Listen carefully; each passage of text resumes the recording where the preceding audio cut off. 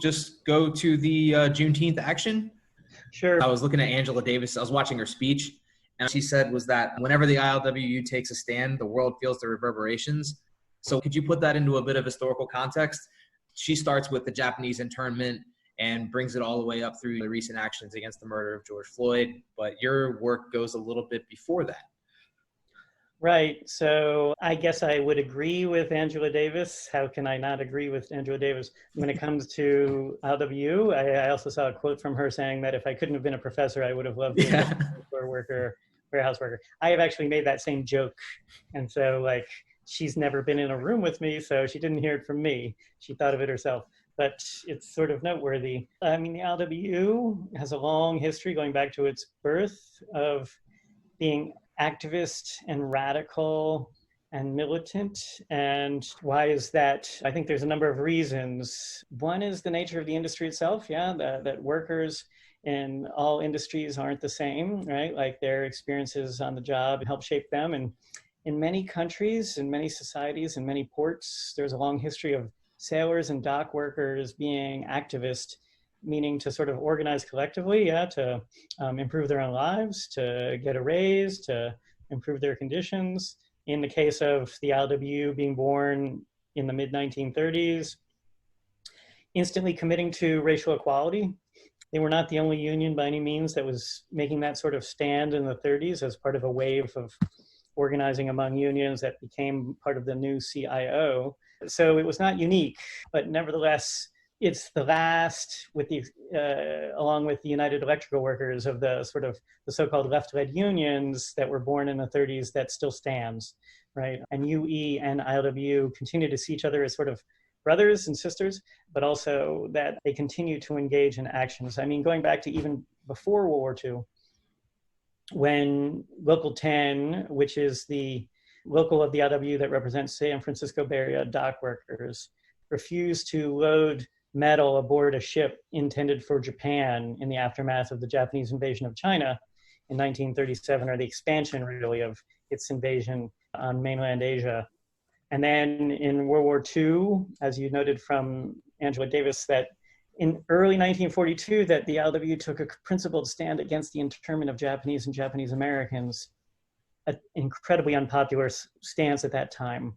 It did not prevent the internment of the Japanese and Japanese Americans, but like noteworthy to sort of take a stand and to really speak out against. And also sort of related to that, right after the war, when Japanese Americans were coming out of the camps, a few were being, the ILWU wanted to have hired into or get into a local in the South Bay in Stockton, California.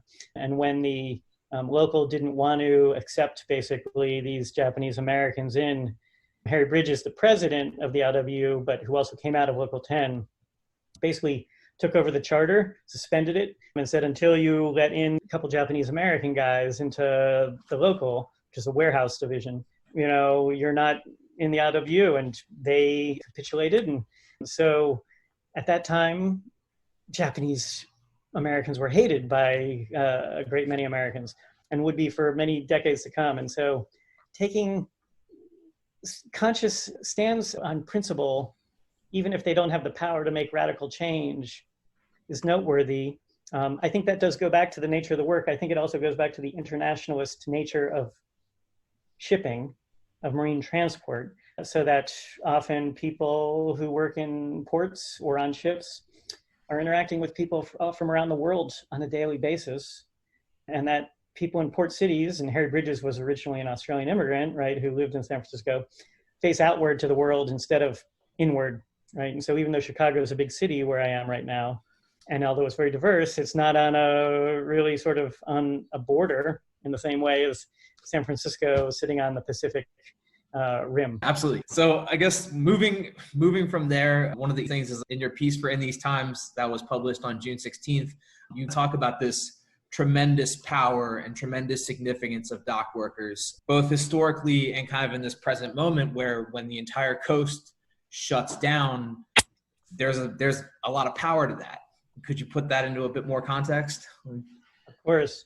So the power of dock workers, and I should say other workers in the supply chain, if they were equally well organized and committed, because it's not unique necessarily, is tremendous, right? And this is widely understood within the industry, both by workers in the industry as well as by managers and corporate owners and whatnot for centuries, right? That because in this industry, phrases that are familiar to all of us, time is money, and the ship must sail on time, in a way tell us everything we need to know, right? So it's all, if you can slow things down or stop things from moving, that's costing basically the owner of that ship, the company that's rented the pier, that's hiring the workers, that's paying for the warehouse, that's trying to get their raw materials or finished goods to a market. That basically is costing them money. And so if you just engage in a strategic strike without notice or even with notice in order to hold things up, then probably the other side is willing to negotiate, right? And so this, like I said, is no secret. It's understood by people throughout the industry and beyond. But I always like to sort of quote from the book Many-Headed Hydra by Peter Linebaugh and Marcus Rediker, that the origins of the word strike goes back to the Port of London in 1768 when dock workers and sailors struck. When sailors stop work, they take down the sails of their ship, and that's called nautically striking your sail. And that term becomes the de facto word for all work stoppages in all industries in the English language, right, from then since. Right, and so that tells us the maritime origins in a way of strikes, but also more the centrality of maritime, not just transportation, to capitalism, right, as sort of pivotal to trade. And it also, of course, tells us shipping being central to basically the European conquest of the world, right, in the 15th and 16th centuries and beyond, right? And so shipping is sort of invisible because it's literally happening where you don't live because it's out at sea.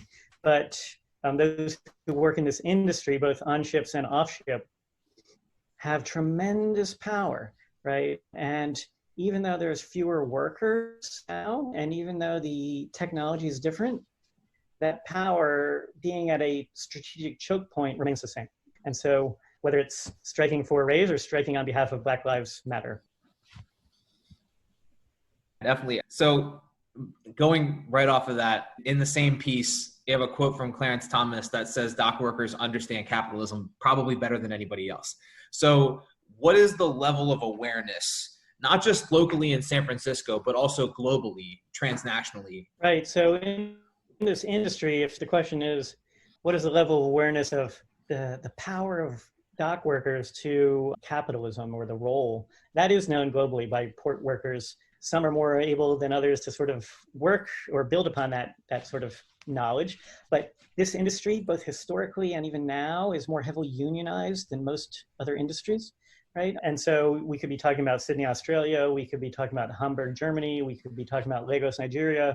We could be talking about Vancouver, British Columbia, right? Like, it's not coincidence, right? Especially as we know where union rates are so much lower than they were 10, 20, or 40 years ago. Where are there unions? Well, like transportation generally is an important sector that's overrepresented among unions, but also maritime. Not sailors as much, right? Actually, containerization and for other reasons, really sailors unions were largely crushed. But dockside unions still in many countries exist. That alone actually is sort of shocking, right? But also remain sort of militant. And even to think about the sort of the connections between dock workers, because sailors travel, but dock workers don't, right? It's not just our smartphones that allow us to remain in contact.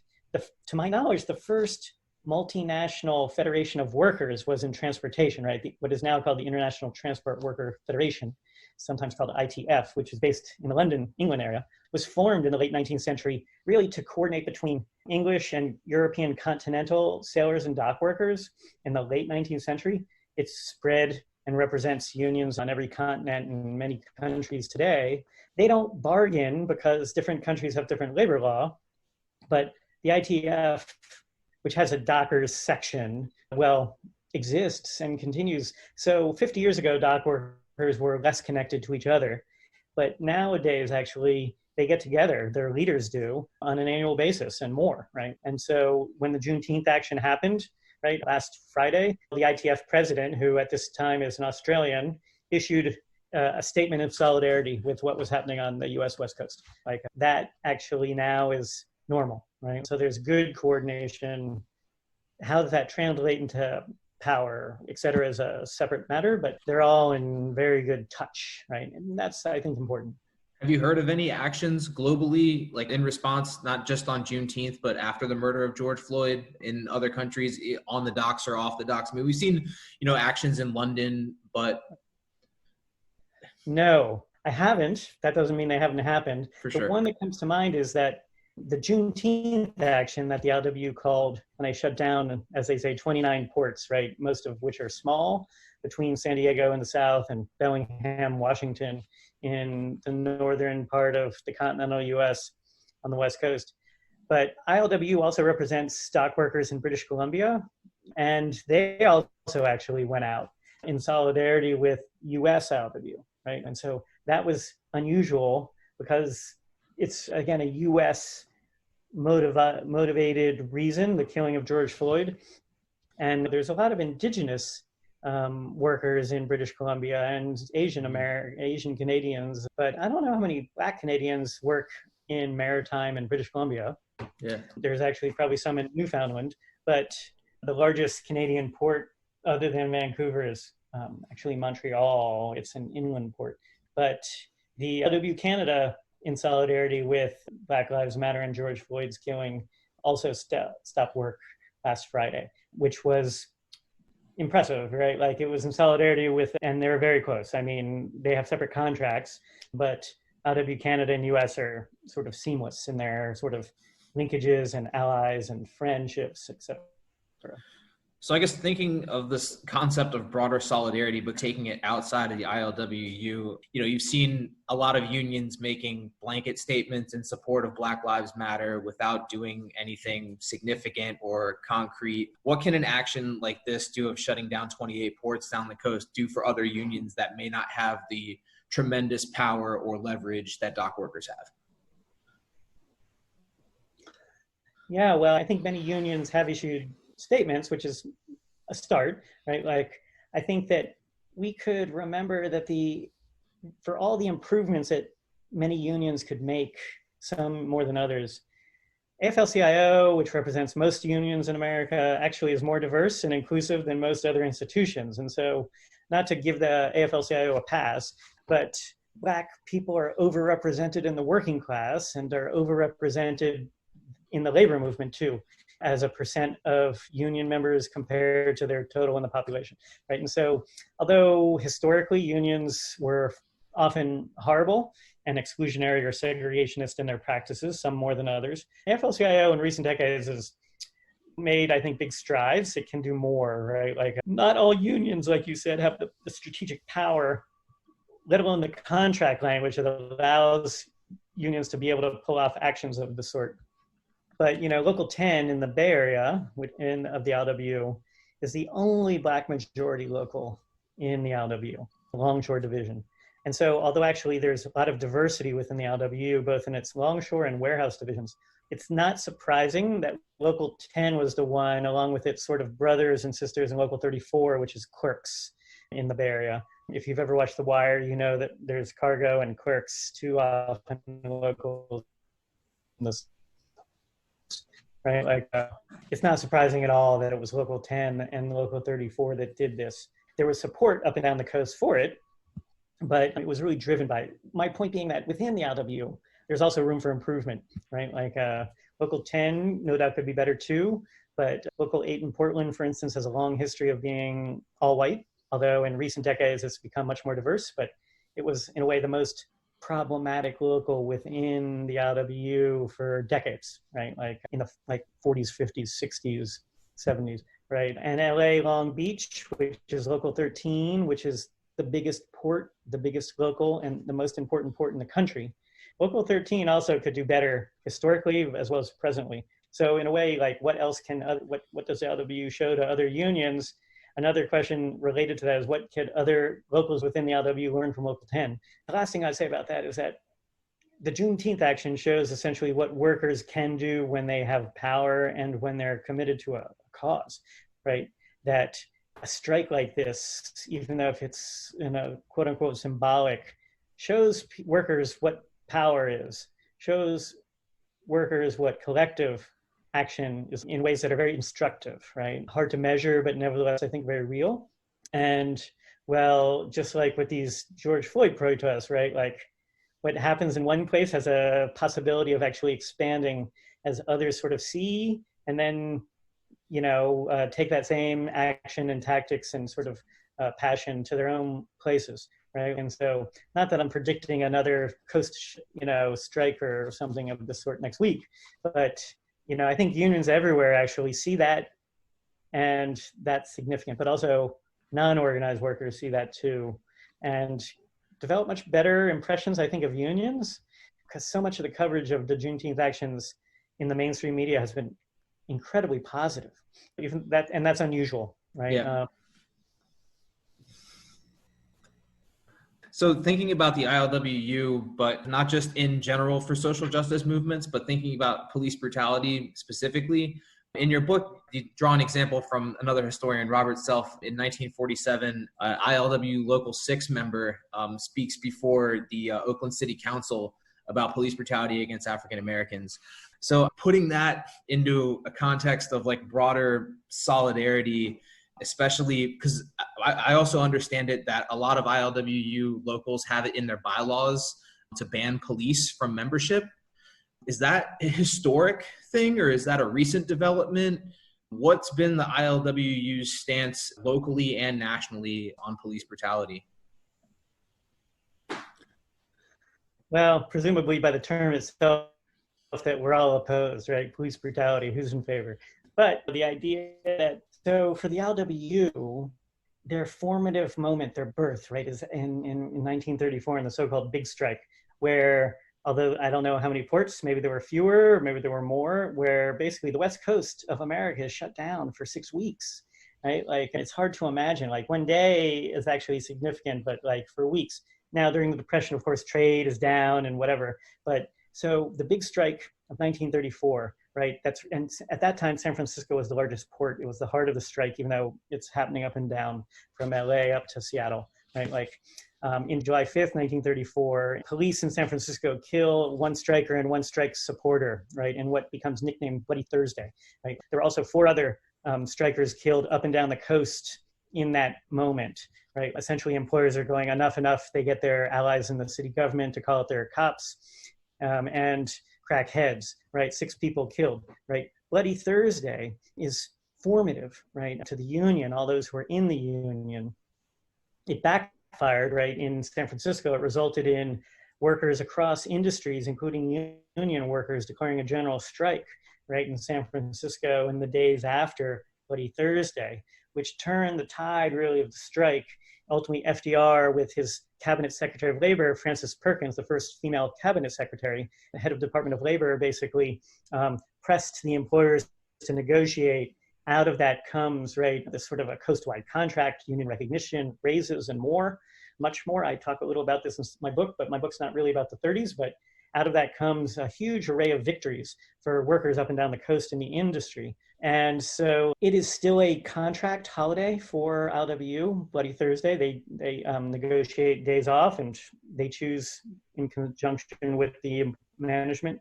And so Bloody Thursday, there's a big event in every local in Longshore on July 5th to this day. It's annual, right? And so what is that telling us? We suffered from police brutality. So it's not, if that's part of your creation story, right? It's not a far walk to go to be sympathetic to other people who have suffered from police brutality, right? Like it's hard boiled into the union, right? That's why it's in a lot of locals' bylaws that the police can't be, is because they killed us, right? Now in Local 10, and Local 6, Local 10 Dockworkers organized Local 6 warehouse, right? It was after the Dockworkers were organized, they just essentially went across the street to the warehouses and in the so-called March Inland started to spread this, what now would be called supply chain union, right? Now it's impressive that white militants in Oakland were taking stands against racism in the city of Oakland in the 40s. There's a huge increase in Black residents in Oakland due to the Great Migration, due to the shipyard, right, that we were talking about, like,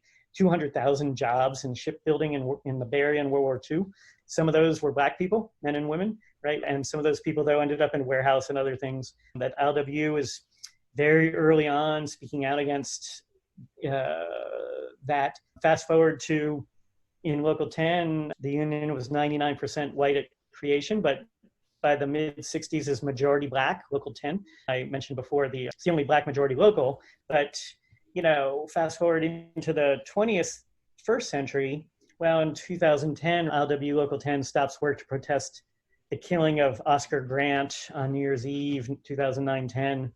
2015, on May Day, Local 10 stops work to protest the police killing of a Black man in South Carolina, who was famously caught on video planting a gun after he had shot in the back a Black man and claiming self-defense, but a Black man actually videoed it and sort of proved that lie, right? And so before 2020 and before Ferguson and before Trayvon Martin, Local 10, in no small part, I think because it's a Black majority local, has been speaking out in the 21st century against racist police killings, right?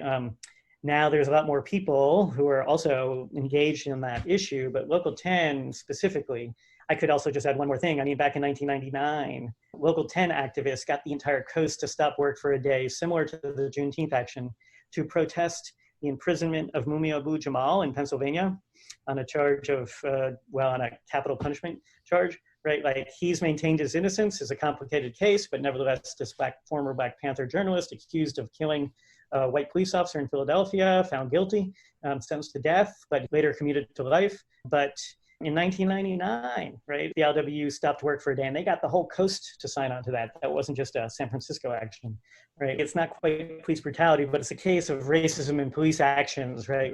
What sympathizers believe is a falsely imprisoned Black man to this day in the state of Pennsylvania. So really, ILWU has a long history. The last thing I'd say about that is there are members in the locals within the ILWU who are activists and educate their other members. So sometimes they coordinate with outside groups and individuals and solidarity actions. But a lot of this is driven from within the union, including the most recent action. It wasn't like people appealed to the ILWU. It was people in the ILWU who said, we're doing this. Then many people came on board, right? So they are leading as opposed to just joining. Joining's great. But in a number of cases, ILWU and Local 10 have led for a long time these sorts of actions. Very unusual, no doubt, but is sort of a glimpse into this invisible world. Drawing on this point about the ILWU members knowing their history and being interested in their history, that was another thing I found really interesting in these Times piece, was in your interview with Zach Patton, who you describe as a white rank and file activist in ILWU Local 23. You basically say that he proudly recounted some of his history. So in doing a lot of these interviews with the rank and file members, what's the significance of them knowing their history and of labor education, both within the union and outside of the union? Right. Well, the key word in that is activist. Not every member of the ILWU knows the history like Zach Patton does, although he's wonderful, and he's not alone, right? I'll say, or maybe have two sort of components. One is that not historically like in the 40s or 50s, but in recent decades, the ILWU actually in some of their locals, maybe all their locals, but at least in some, they have education committees where they require new members. They have this complicated sort of lengthy process to become fully registered members, have to attend education committee meetings run by a rank and file committee of the education committee. So for instance, in Local 10, I've spoken on several occasions to new or younger members, not necessarily age-wise young, but junior members of the ILWU who are in a way obligated to sort of do this, but that they create systems within their unions to educate their own is impressive. Let me give you a contrasting example. I'm a teacher. I'm a member of the American Federation of Teachers. There is no education committee in my local. And I would hazard to bet that in 99.9% of AFT and NEA locals, there is not an education committee. You become a teacher, you happen to be suddenly in this union, right? I was proud to learn that this university, Western Illinois, had a AFT local, right? But that's not why I got a job there, nor why I chose the job. I just got a job. Then I have a choice to join the union. I'm happy to do it. But they didn't then proceed to educate me about my local or my union, even though they're educators, right? Like these dock workers, supposedly, ignorant, less educated people, in fact, are doing better education. Now, some unions do education much better than others, as you both know better than me. But the ILWU has relatively good self-education for at least some, especially those who want it, right? The last point I'll make is that related to my first, everybody in the ILWU, even the majority who don't maybe know the deep history of their union, know who their first president was. And you don't even have to say his whole name. People just refer to him as Harry, right? Harry Bridges, but people don't even have to. If you say Harry in an ILWU local, they know who you're talking about. How many AFT members know the founding president of the AFT was Albert Shanker? I bet 99% don't. Right? And it's only because I'm a labor historian that I do, but we got to start somewhere, right? And so that they are educated to be proud. A lot of this actually comes through their Bloody Thursday commemorations, but also their other parts of their traditions, right? I mean, what do institutions do? They create traditions in order to pass on these ideas and principles, right? I often am sort of accused of glorifying the ILWU. I'm happy to talk about the warts. But when I have attended Local 10 commemoration events on July 5th at their hall, I come away more impressed than less impressed that they do this, right? And then people bring their kids, right? Then they have food and drink and people hang out. So those are beautiful things.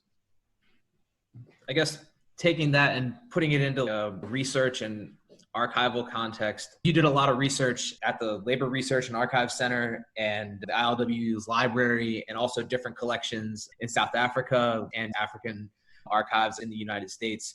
What were some of the similarities and differences, not just between access and security on a transnational archive scale, but some of the voices and perspectives and collections that you engaged, and the difference between labor archives and that perspective versus archives that were more general, going through a federation's papers instead of doing interviews with the rank and file? What were some of the differences that you experienced?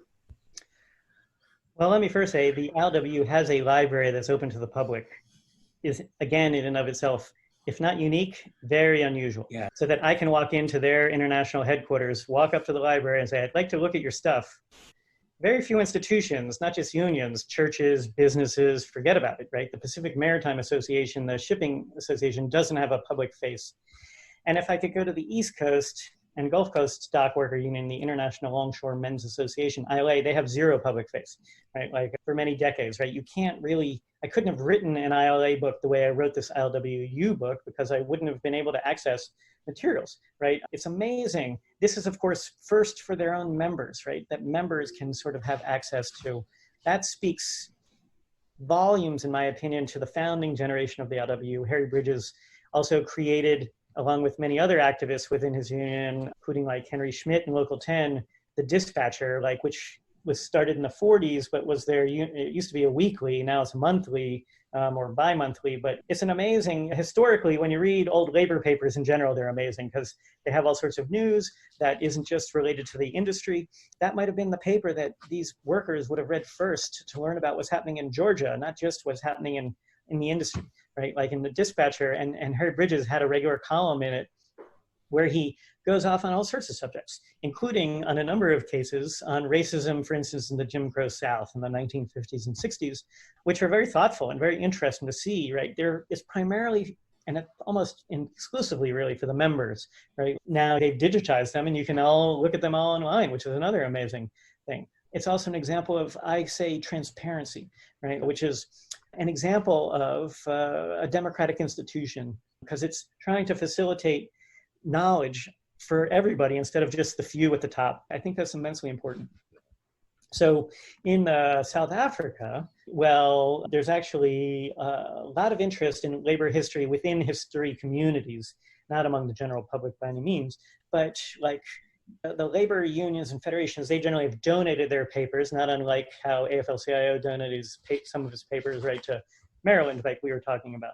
So I was able to use in Johannesburg at one of the big universities, the University of Witwatersrand, which I happen to have a honorary appointment at, where I could look at union records from the 1950s, 60s, And that I also was looking at other collections within this amazing archive at WITS, W's or V's sort of in Afrikaans.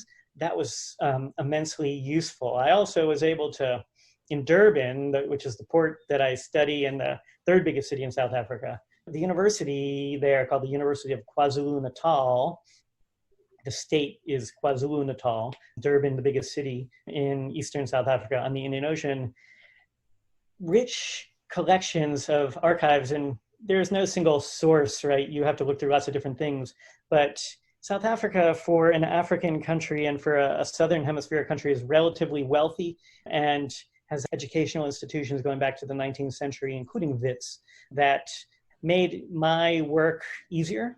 I was not formally trained as a South Africanist. I was very lucky and treated very well by most historians and librarians and other people when I would start to visit South Africa in 2007, and then essentially every couple of years made a 4 to 6 week trip in my summer, which is their winter, in order to conduct research, do interviews, etc. But every institution, every archives, every culture has a different sort of set of informal rules, and what one needs is time to sort of really navigate that. I was very lucky as a university professor that I had the time and on my extensive summer breaks to be able to conduct research in another country. It's expensive to get there. Once you're there, it's actually somewhat cheap for American standards. And I also was lucky to have friends who I often could stay with.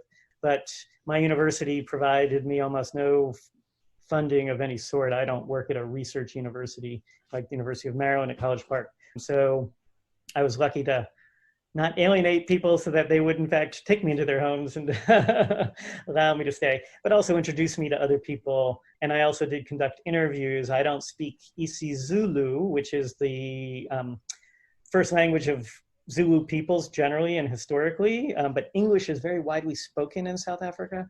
It's probably the most widely spoken language. And it's the language that people speak among different language groups.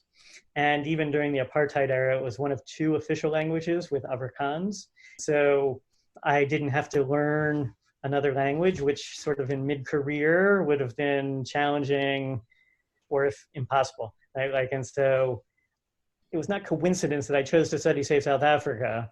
I actually thought about studying Tanzania a bit because I taught for a semester in Tanzania. But although I studied Kiswahili, I would not have been able to read effectively in Kiswahili. And so those logistical matters are important, right? When I chose a US South Africa topic, it was partially because I knew that I would be able to speak and read the languages of South Africa. Otherwise, I would not have been able to pull it off. So did you have kind of everything planned ahead before you made these like 4 to 6 week trips? Like, were you already in conversation with archivists at institutions that you knew you were going to visit? And did they understand like collections that you were going to look at?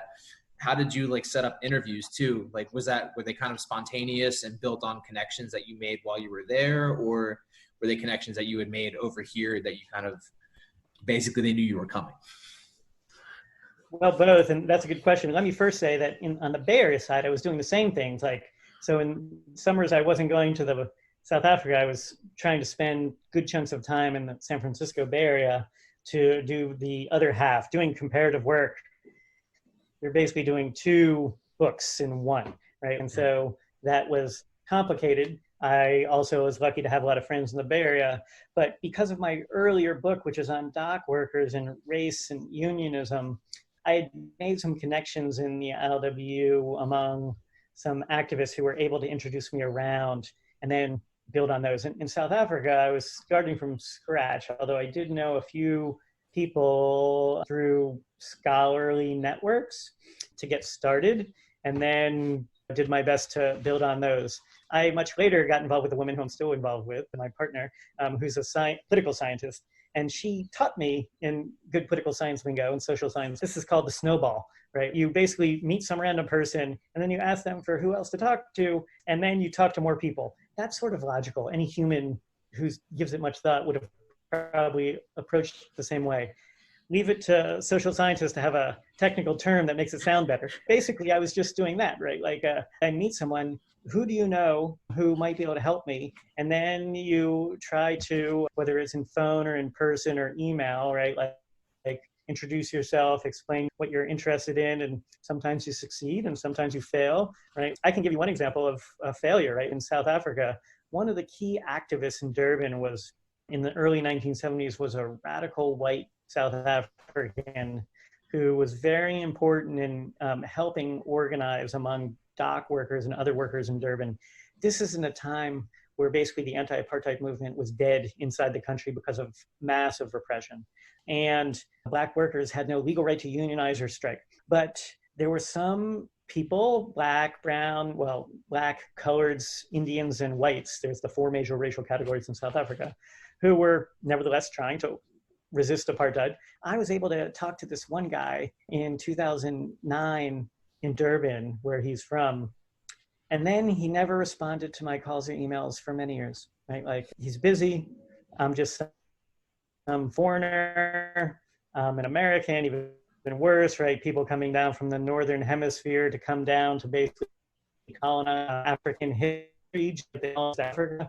Why should they open up to me, right? Like, it's all very understandable. You have to build trust, right? And it shouldn't automatically be given or assumed. Now, this guy's a good friend of mine. Right before the Juneteenth action, he reached out to me and said, hey, can you give me some of the contacts of people in ILWU, because I'm still networked with South African unionists who want to send a letter of solidarity to ILWU on behalf of their Juneteenth action, right? Now, I've built that trust. I've demonstrated my worth in some ways and abilities, but it wasn't automatically given or freely given. And he was not the only South African who was skeptical about me.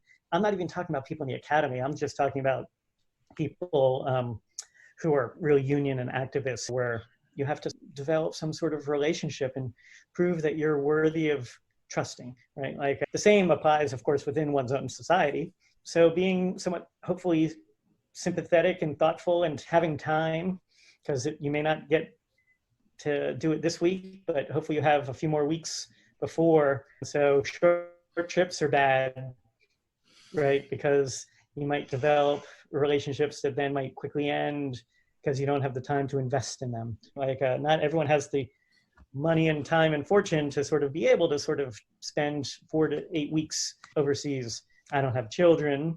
I could make such a trip only worried about myself, right? And so a lot of people don't have those privileges, but nevertheless, I did and do. So I was able to use them to my advantage, I suppose. Yeah.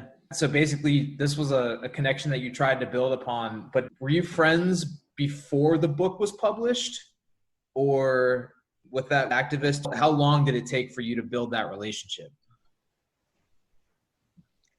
Well, honestly, I'd given up on it, right? I mean, you can't wait forever. I would have loved to have had some of his thoughts earlier in the project. It was only essentially after the book already was published that he then came around. That, I mean, one example of this really amazing activist from the 70s who was banned himself. To be banned in South Africa during apartheid meant that essentially you couldn't meet with more than 2 other people, because by definition you were engaged in activist organization against the state.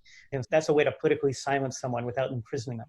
Right? So he was banned and went into exile in the 70s, later returned to South Africa. So in that one other case that comes quickly to mind, well, he just never got back to me, an important historian of Black Zulu history and was very involved in activism in the 80s and 90s, who never chose to sort of share with me what he knows. Right? The same things exist on the US side, right? When you're sort of coming in cold from the outside. That's part of something that sort of all sort of researchers need to know, like separate from the sort of issues of doing archival and library research, which are also but in a way that's less different, right? Like, than the social skill people, the side of research, right? Like I said, the same thing exists in the bearer side.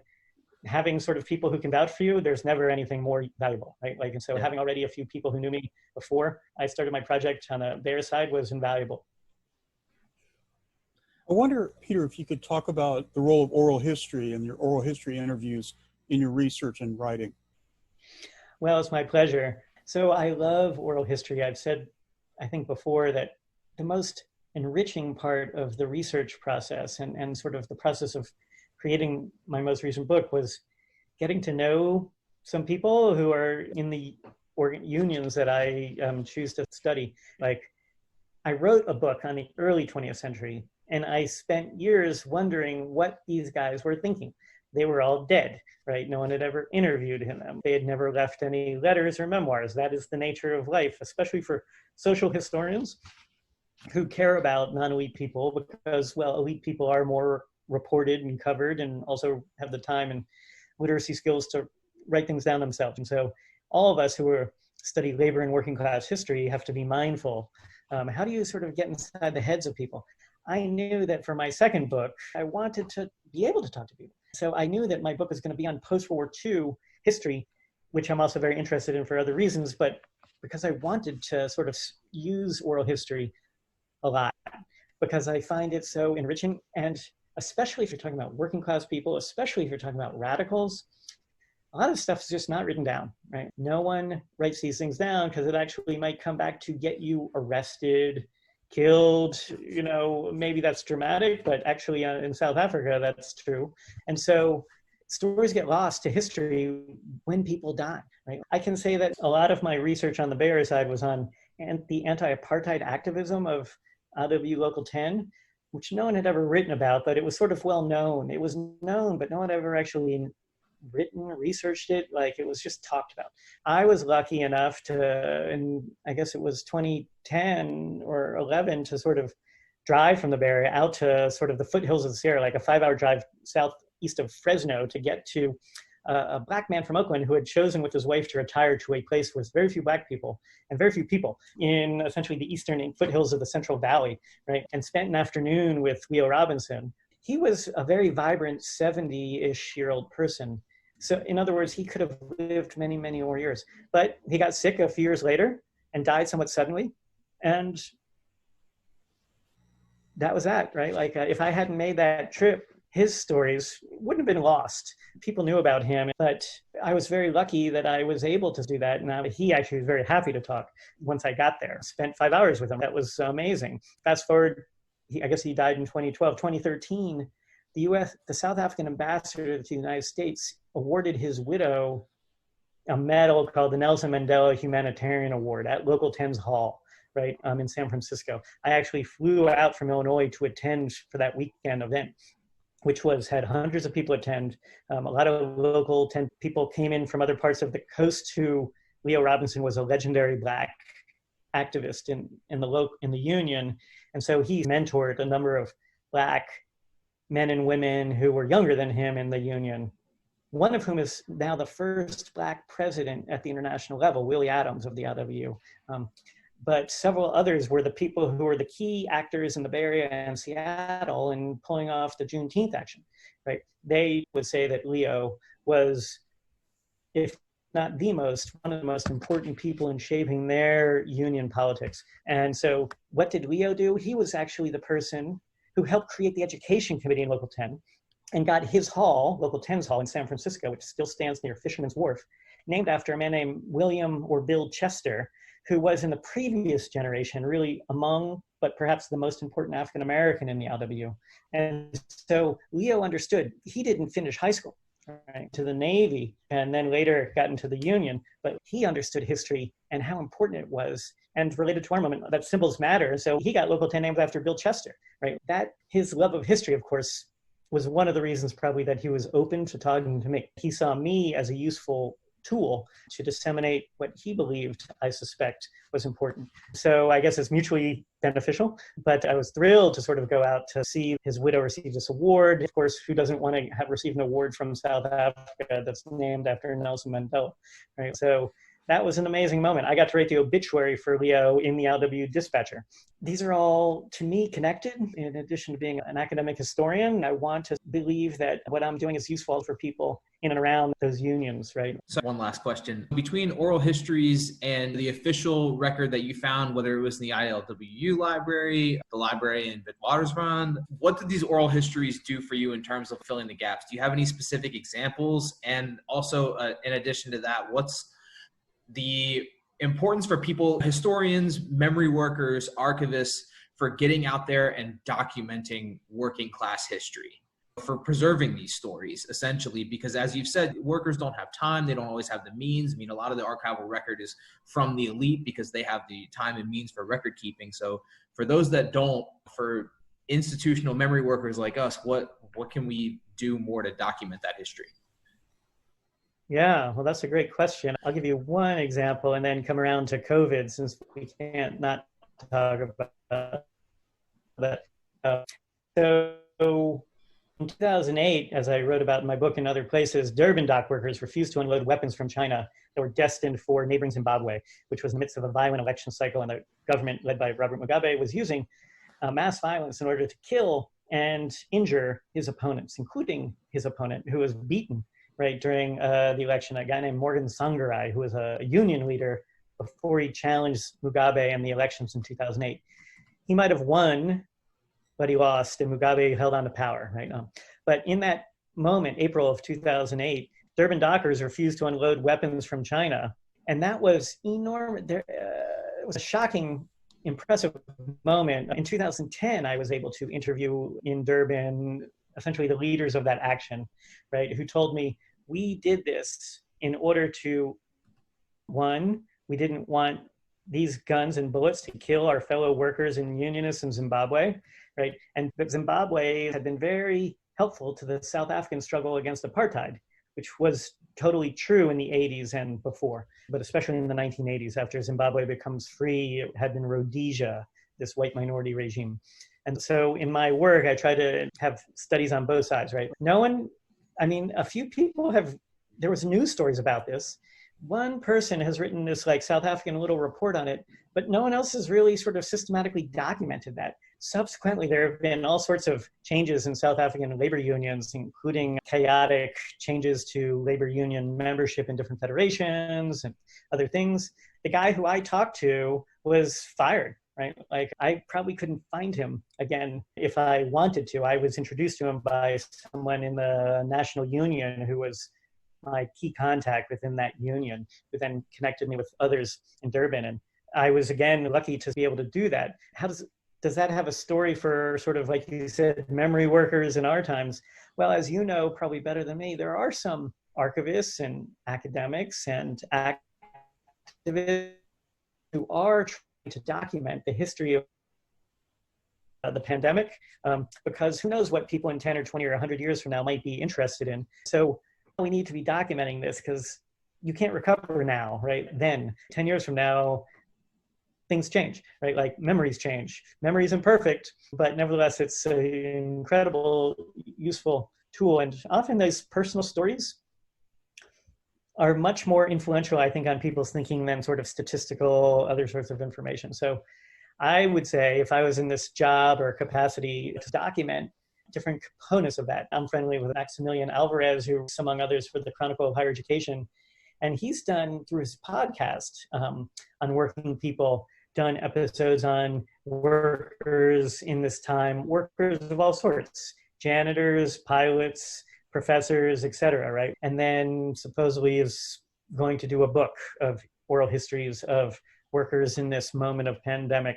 One is not enough, right? So even though this one person might be doing it, well, I think every institution should be devoting itself to sort of documenting this, collecting papers, stories, etc., not just oral history, but also records, newspapers, etc., to help us preserve this now. That was less of an option 100 years ago, but now actually I do these sorts of things. I mean, I save stuff that I run across.